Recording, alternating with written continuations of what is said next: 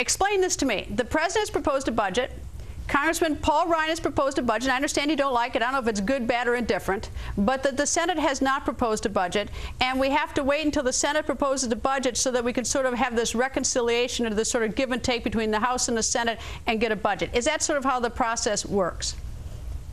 Normally, there's a budget proposed by the president, a budget that is adopted by the House, adopted by the Senate, but basically the budget process is an expression of the party who drafted that budget's values, and it's a blueprint for how you're going to structure the nation's fiscal house. And okay, so basically that's what it comes down to. Okay, so the House budget's Republican, so I understand those are different values than your own, but that without the Senate having quite different. No, I understand that. But without the Senate having a budget, it sort of stops everything. And the Senate is currently run by the majority by the Democratic Party. They have actually 54 votes if you consider the 51 Democrats, 2 independents who caucus with the Democrat, and of course they get the vice president. And until the Democrats until the Senate has its budget, it doesn't enable you to sit down and work your values out and talk and try to work at a solution for the rest of the country. That's the problem I see it. It's not whether people like Congressman Ryan's budget or not, is that the Senate has stopped everything. Well, that's not it at all. And actually, you've had the majority, as I understand it, of Republicans in the Senate fully embrace the Ryan budget. We really can call it the Ryan-Romney budget now because Romney has fully embraced it as well. And I mean, I think it's very clear. We've got the Ryan-Romney vision for how we should structure our nation's budget. Basically, we should cut our way to deficit reduction. We should slash education, slash health care.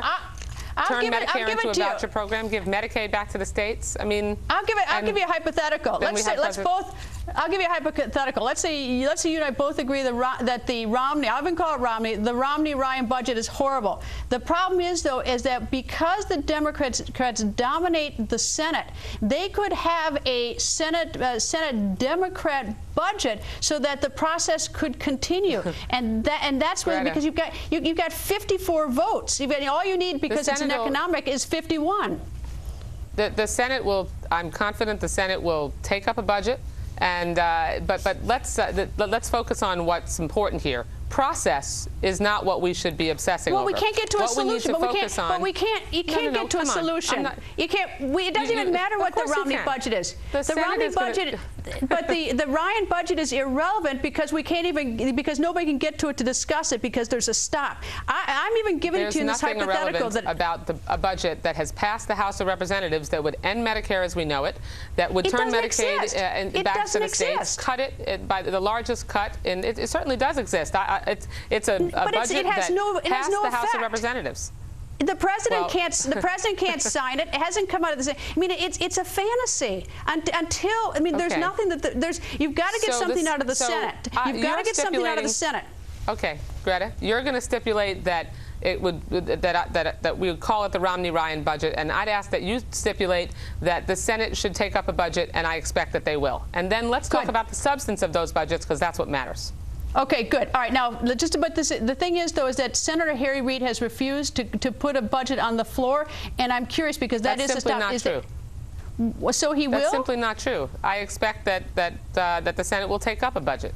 I haven't heard Harry Reid say anything close to that he's not going to put a budget on the Senate floor.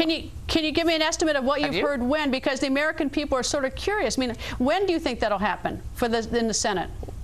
Well, Greta, I'm a member of the House of Representatives, so you really need to ask either Harry Reid's office or a member of the United States Senate. They won't answer it. I've tried. Well, honestly, I swear. I don't speak for them. I've tried.